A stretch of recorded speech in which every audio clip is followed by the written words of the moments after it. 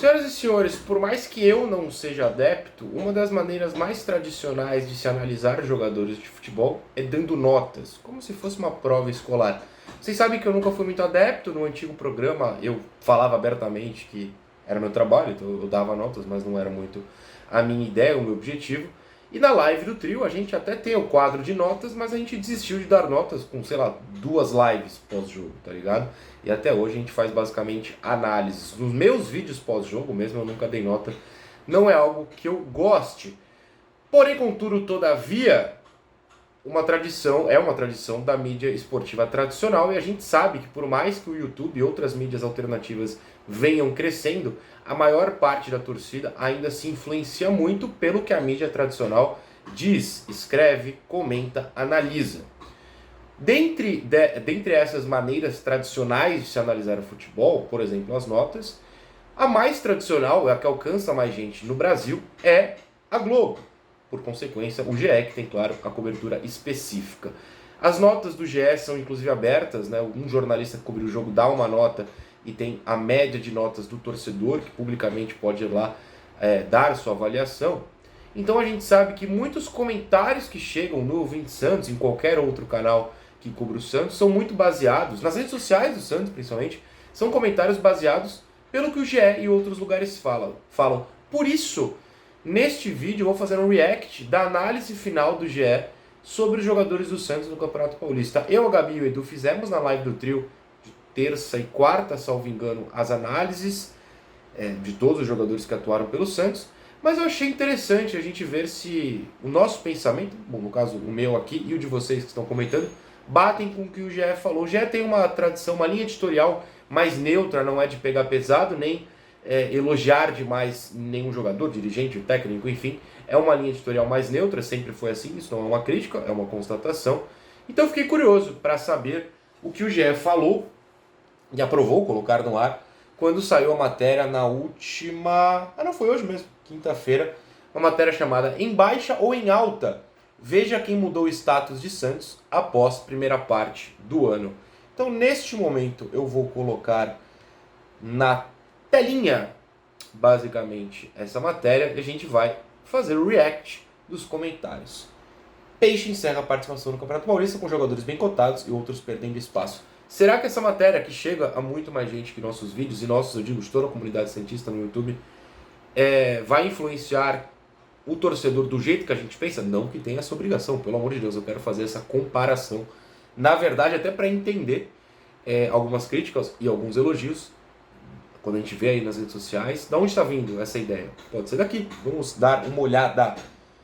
Abaixando aqui, papapá, que é o primeiro, Guilherme em baixa. Estou surpreso do Guilherme, artilheiro do campeonato até o momento, e consequentemente artilheiro do Santos, ser colocado em baixa. Vamos ver o que eles falam do Guilherme. Guilherme é o único jogador do elenco santista que disputou as 14 partidas da temporada. Apesar de ser o artilheiro do Paulistão com 10 gols, terminou o campeonato em baixa. Ele passou os últimos 3 jogos, 2 deles decisivos, sem balançar as redes. Por isso encerrou a competição sendo contestado pela torcida com atuações muito abaixo do que se esperava dele. Em um setor ofensivo com tantas opções à disposição de caixinha, Guilherme corre o risco de perder espaço entre os titulares, e eu começo concordando 100%. A gente precisa analisar o Guilherme ponderando, claro, que ele foi artilheiro do Paulista, ao mesmo tempo que eu sempre defendo que a gente precisa ser frio e que não pode se levar pelo momento. A não ser que seja muita felicidade, aí pode às vezes. É que a gente meio que não conhece muita felicidade no futebol faz tempo. Mas enfim, eu divago. Então é inevitável que role uma comparação, até exagerada, mas um medo, e aí compreensível, dele ser o novo Jean Mota, né, que brilhou naquele Campeonato Paulista de 2019 no começo, já no final nem tanto, e no Brasileiro virou reserva. Comparação de situação, de historinha, eu acho que a tendência é essa mesmo, pelo menos no primeiro momento. Eu acho que o Guilherme vai começar o Brasileiro como reserva do Roleza, mas, de novo, não sou eu nem opinando no que eu analiso o futebol, é o que eu acho que vai acontecer, porque dentro do que eu tenho enxergado, como o Caixinha enxerga o futebol, apesar do Soteldo ter saído mais, né, substituído e tal, eu acho que no final o Roleiser, que é mais armador que o Guilherme, apesar de também ser finalizador, vai ganhar essa vaga. Não é uma certeza, mas é algo que eu penso que vai acontecer. E também o GE detectou aqui algo que a gente tem falado nos vídeos e na live, que é essa reta final levou mais gente a contestar o Guilherme, né? E aí até peço desculpas ao Guilherme, que com certeza não está me assistindo, mas jogos decisivos mudam conceitos. É uma coisa você ser artilheiro em jogos de começo de primeira fase, por mais que, por exemplo, ele tenha feito gol contra o São Paulo, que é importante. Mas, e até contra o Corinthians, né? Em Itaquera na primeira fase que o Santos perdeu. Mas é outra história você passar em branco e jogando mal partidas decisivas. Não ter feito gol no Bragantino, você olha e fala, acontece, o time garantiu. Mas quando o resto do time não garante nada, bolas importantes chegam no seu pé e você erra, e erra feio, fica marcado. Fica marcado e faz o pessoal, no caso a torcida, todos nós, repensar. Será que foi acaso o que ele fez lá atrás? Eu acho que é o meio termo. Não foi acaso, mas o meu temor de 2024 inteiro tá aqui. Será que na Série A, só começa dia 30 pro Santos, o Guilherme vai conseguir render o que ele rendeu na Série B? Eu, durante a Série B, sempre perguntei isso porque não consegui enxergar o jogo dele se transformando em útil para a Série A como titular. Nunca falei tem que vender, dispensar, nem nada disso. Como titular. Ainda sigo nessa opinião porque o Paulista me deu essa impressão também. Vamos rodar aqui para baixo. Quem mais eles analisam? Diego Pituca em baixa. Peça importante do elenco que ano passado chegou à final do Paulista e conquistou o acesso à Série A do Brasileiro. Pituca teve desempenhos contestados no início da temporada e perdeu a titularidade nos últimos 5 jogos. Tem mais texto? Tem. Com o João Schmidt tendo boas apresentações, Pituca ainda terá a concorrência de Zé Rafael. Reforço contratado do Palmeiras, que deverá reunir condições de jogo entre abril e maio depois de se recuperar de cirurgia na coluna. Não tem nenhuma análise profunda aqui, fala só que os seus desempenhos foram contestados, e aí é um fato, né? Foi contestado pela torcida, foi contestado pelos analistas e, consequentemente, pelo Caixinha, porque se não fosse contestado, ele não perderia a vaga, e hoje o Bom Tempo é melhor para o time, para o seu encaixe, do que o Pituca. As análises do Pituca que eu fiz aqui se mantêm, né? Gostaria que ele fosse primeiro volante. Acho que ele poderia render onde o Schmidt está jogando hoje. Não acho que ele renda no lugar do Bom Tempo. Acho que a associação dele ali com o Neymar, com o próprio Soteldo, com os pontas, não acontece. O Pituca não é um jogador ofensivo. De segundo volante eu já nunca entendi. De meia, como o nosso técnico do ano passado insistiu, e o Caixinha em alguns momentos recolocou o Pituca nesse ano, não dá. O Pituca é um jogador que tem um ótimo desarme. Muita gente acha, apesar de que o Pituca é um caso curioso, porque eu critico fortemente o Pituca, e geralmente quando a gente critica com um jogador mais forte, né, de maneira mais forte, muita gente vem falar, você tá maluco. No caso do Pituca nunca foi, porque o pessoal, eu acho que entende que eu gosto do Pituca, que eu acho que o Pituca é bom numa coisa, é que ele não faz essa coisa porque os técnicos mandam ele fazer outra. Eu gostaria que ele tivesse o pulso firme de falar, pelo amor de Deus, me coloque de primeiro volante, que eu acho que o Pituca é ótimo. E assim, o que eu sempre falo dele não ter a perna direita, é difícil esconder, porque ele não usa, né? Ele perdeu gols, no plural, muito marcante aquele contra o Palmeiras, talvez, né? Contra o Palmeiras, que eu lembro do Everton, tá no lance, que ele não faz com a perna direita, muda todo o corpo, gira todo o corpo pra bater de esquerda e perde o gol, dando a chance do zagueiro chegar e cortar. Então a análise do Pituca realmente é difícil, né? O cara titular, querido pela torcida, que perde a vaga e assim, não usa uma perna, é difícil que ele não estivesse embaixo, então aqui tô 100% pro Gé. Será que se mantém no próximo? Detalhe, é react mesmo, tá? Eu não li a matéria, eu não sei nem quantos jogadores tem, eu não sei a duração desse vídeo. Dá pra ver pela barra de rolagem aqui que não tem todos os jogadores do elenco, mas eu não sei quantos terão. Zé Ivaldo em alta e Gil em alta. Vamos colocar os dois aqui já. Aqui, pronto. Zé Ivaldo, apesar da expulsão que sepultou as chances de reação... Calma aí também, estão culpando o Zé, estão me ligando, peraí. Recusaram, perdão aí que me ligou. Sepultar a chance é um pouco demais, né? O time não estava jogando nada, apesar de eu entender que é um momento ali que até quebra uma substituição do Caixinha, que entraria o Pituca, inclusive. Zé Ivaldo tem mostrado muita segurança na defesa e qualidade de passe nas ligações ao ataque, concordo 100%. Emprestado do Cruzeiro, no qual perdeu espaço, o defensor chegou ao Santos no início do ano sob desconfiança, melhorou ao longo do Paulistão e se consolidou como titular absoluto, e eu poderia ter escrito esse texto, concordo. O Gil em altas. Gil protagonizou a maior volta por cima da temporada no Peixe. Lembrando que nós estamos no dia 13 de março. Se eu não me engano, o Santos estreou no dia 16 de janeiro, não deu nem 2 meses ainda, muita calma. Não pelo Gil, é da temporada, né? Muito cedo. O zagueiro começou a temporada sendo preterido por Caixinha, não sendo sequer relacionado para os 4 primeiros jogos. Ele estava fora dos planos do treinador, mas conquistou seu espaço e depois de passar a ser relacionado, virou titular nos últimos 5 compromissos do Santos no Paulistão, colaborando para a fase do campeonato em que o time menos sofreu gols. Eu acrescentaria uma questão aí que é a seguinte. E aí eu entendo que o GE não costumeiramente, pelo menos em texto, faz essas análises mais complexas, mas eu acho que no Gil seria importante. Por quê? Porque lá em Itaquera, não nesse jogo, no outro, quando o Basso foi titular e você sabe o que aconteceu, e o Gil ganha vaga no jogo seguinte, o Caixinha, em resposta a mim, fala que o Gil ele não estava usando porque o time em linha alta, o Gil não se encaixava. A questão é, a entrada do Gil, e eu falei isso em vídeos já, muda também a postura do time. Ok, aquela linha alta dos sonhos que a gente viu no primeiro tempo contra o Mirassol foi uma ilusão. Acho que a gente estava vivendo num deserto, viu um oásis ali, o Caixinha falou, pegadinha, não existe nada disso. O que eu critico aqui, deveria existir. Mas desde que o Gil voltou, o Santos tá marcando mais atrás. Inclusive, como o Santos perdeu, eu nem puxei vídeo de pré-jogo, nem puxei pra gente rememorar, porque né, o Santos não fez nada do que a gente gostaria que tivesse feito. Mas eu meio que acertei numa coisa que foi, o Santos não vai marcar em linha alta, ou talvez você tá falando só na live isso, mas enfim. O Santos não vai marcar em linha alta como marcou com o Tassiano lá em cima e tal, no jogo de Itaquera da primeira fase, porque tem o Gil e o Caixinha não vai usar o Gil lá em cima. Eu não tô culpando a má atuação do Tassiano pelo Gil, pelo amor de Deus, inclusive. Mas o fato é que o Santos com o Gil tem jogado mais atrás. Contra o Bragantino foi a mesma coisa, o time jogou bem. Então o Gil pode não ter sido relacionado quando o Caixinha queria jogar com linha alta. E talvez, já ele não crava isso, né? A gente vai ter que depender das palavras dele, que nesse momento não existem sobre esse assunto. O Caixinha até falado, eu vou precisar jogar com o Gil, porque o resto é horroroso, por causa disso eu vou segurar mais o time. Possível, no momento que minha casa fez um barulho muito estranho do lado de fora da porta, eu não sei se alguém chegou. Eu estou com medo, se eu for assaltado, não vou cortar este vídeo. Vamos para o próximo, quem é? Pela foto do Gil. Ah, tem mais um textinho do Gil. Com a ausência de Neymar no clássico, foi capitão, ok. Luan Pérez e João Basso em baixa. Tá. Luan Pérez e João Basso formaram a dupla de zaga titular na estreia do Paulistão contra o Mirassol. Luan Pérez, inclusive, erra muito feio nesse jogo, uma bola aérea, e o Basso joga muito mal. Não que a gente esteja surpreso. Ambos, entretanto, perderam espaço para a ascensão de Gil e Zé Ivaldo. Luan Pérez até chegou a ser utilizado mais recentemente, totalizando 11 partidas da temporada, mas João Basso não entra em campo desde a derrota para o Corinthians na primeira fase, em 12 de fevereiro. Ele teve só 5 jogos no ano e espero que, inclusive, termine o ano assim. Eu acho que é uma análise, assim, ok, eles estão em baixa, mas a comparação dos dois eu não acho justa. Para mim é muito diferente a situação, ou são muito diferentes as situações.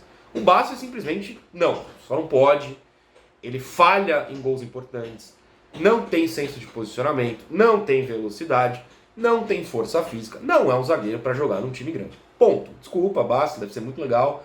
Não dá. A gente tem que analisar de maneira firme aqui. O Luan Pérez, ele perde a vaga, e eu não falei sobre isso, mas agora eu quero falar. Ok, ele estava jogando menos que o Ivaldo Gil, beleza?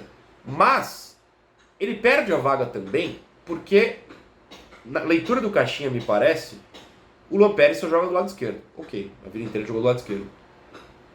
E o Gil e o Zé Ivaldo conseguem jogar dos dois lados.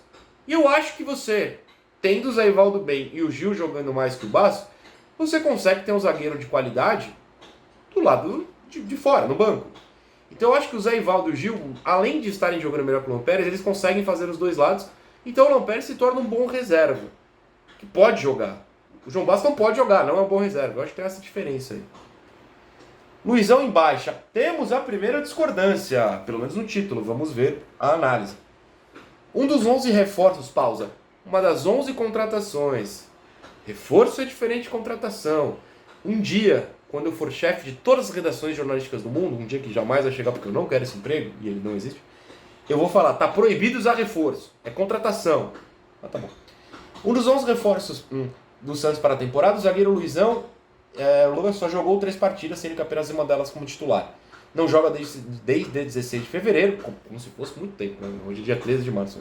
Quando entrou no segundo tempo no jogo contra o Água Santa. Eu acho injusto colocar o Luizão em baixa, porque os 5 zagueiros estão aqui. E eu não acho que só 2 estejam em alta. Eu acho que o Luizão fez o que dele se espera. Ou pelo menos o que eu espero e tenho falado aqui no canal desde que ele chegou. O Santos vendeu o seu zagueiro mais jovem. Na base não tem ninguém pro lugar, não tem nenhum pronto. Falei mais sobre isso no vídeo de ontem, não vou ficar me repetindo aqui, até para não encher o saco de vocês. O Luizão veio para substituir o Jair como zagueiro jovem. Você supostamente tem zagueiros experientes que podem jogar. O Luizão é o 4º, 5º ali na lista, na fila, Sendo jovem, a jovem revelação, é que ele não foi oficialmente revelado pelo Santos, ele não é um menino da Vila. Mas ele tem idade de revelação, ele tem 21 anos. Contrato longo eles colocam, 31 de dezembro de 2028. Tem mais 4 anos, né? Vou contar 2025, tem 26, 27, 28, 4 anos pra ele jogar. Até os 25 anos dele, 26, se depender do aniversário. O Luizão não precisa ser um gênio da zaga agora. Se era essa a expectativa do Santos, aí o Santos errou. Me parece a expectativa do texto. E aí eu acho que ia ter essa discordância. O Luizão não precisa ser avaliado como um novo titular. Ele tem que ser avaliado como um menino supostamente da base, entre aspas, da base, jovem, que veio para pegar experiência e ser o zagueiro titular no futuro. E eu não acho que o Luizão tenha jogado tão mal. Ele falha feio contra o Botafogo, é verdade. Mas eu acho que com a bola no pé, bola por baixo, passou longe de ir mal. Então temos uma discordância saudável, sadia, pelo amor de Deus. Léo Godoy embaixo. Léo Godoy, outro reforço no Peixe. Vocês estão entendendo porque que eu bato na tecla de que a palavra reforço não pode ser utilizada? Só pro Neymar, por exemplo. Pro Tiquinho, que está se comprovando. Na chegada é Neymar pra cima, Messi. Durante, você pode se provar, o Tiquinho tem que se mostrar no reforço. O Léo Godoy, outro reforço. Outra contratação, outro jogador que chegou. Qualquer coisa. O Léo Godoy não é reforço.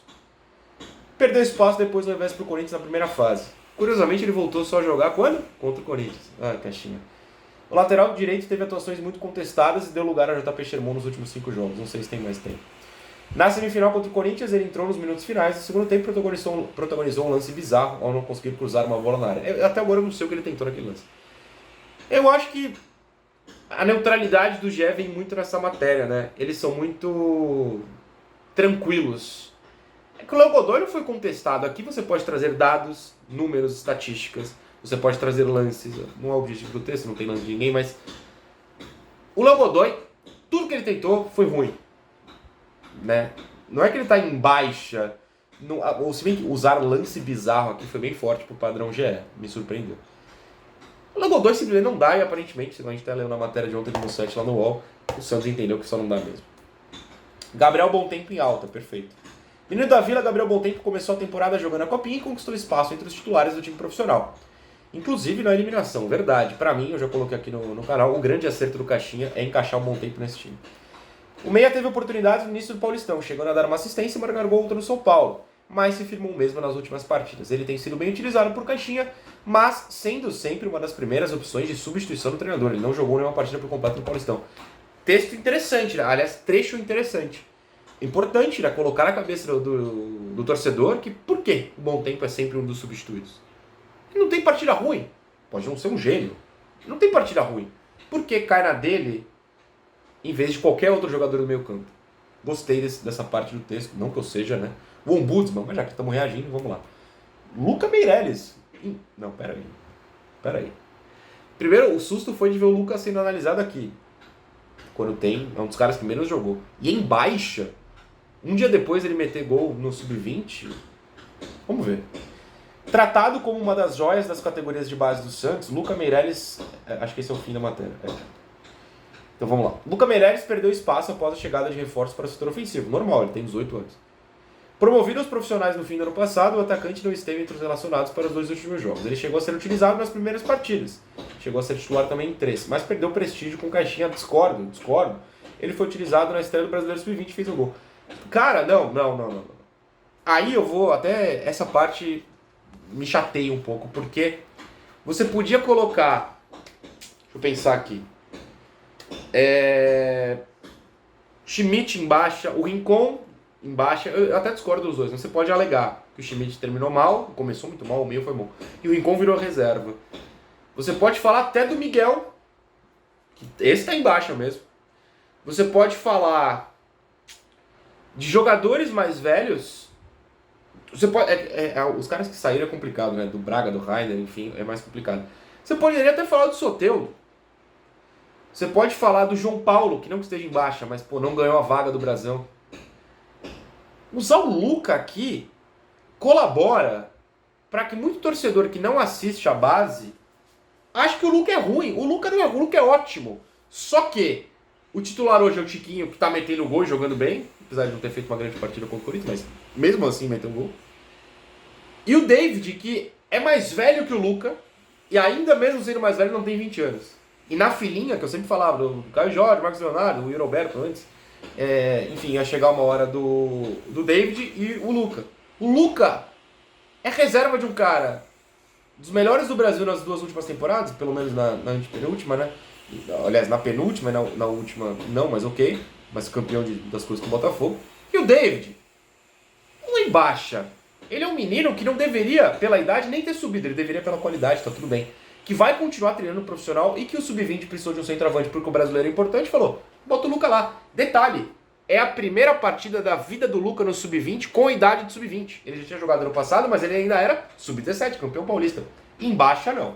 E aí colabora para muito torcedor que não assiste a base e fala, mas esses moleques aí é ruim. Ih, já voltou pra base, ó, é ruim. Quando é um processo naturalíssimo, inclusive o Matheus Xavier jogou, o Vinícius Lira jogou, 2 caras que eu gosto muito. A dupla de zaga lá do Sub-20, que é Ananias e Alencar, que é muito boa, estavam lá. O tal do Profeta, que muita gente acha que tinha que subir, estava lá. Sub-20 do Santos, inclusive, é muito melhor que do ano passado, porque a geração Sub-17 que subiu é ótimo. Calma lá, não, esse texto, essa parte aqui eu achei um pouco pesada demais. Colabora com quem gosta de ser hater nas redes sociais, e eu não gosto disso. Sou de algumas pessoas, não do futebol. Mas não precisa. Da base não precisa. Muito menos o Luca, coitado, que é muito, muito, muito bom jogador. Mas é isso, no geral concordei com o texto. Então tô sabendo de onde vem algumas opiniões que podem chegar nos próximos dias. É bom a gente sempre se atualizar. E pra você desses jogadores, tá embaixo, tá em alto, concordou, discordou? Quem você gostaria de ter visto uma análise aqui nessa matéria, que chega, como eu sempre digo, do GE para muito mais gente do que a gente está aqui no YouTube distribuindo. Conta para mim nos comentários.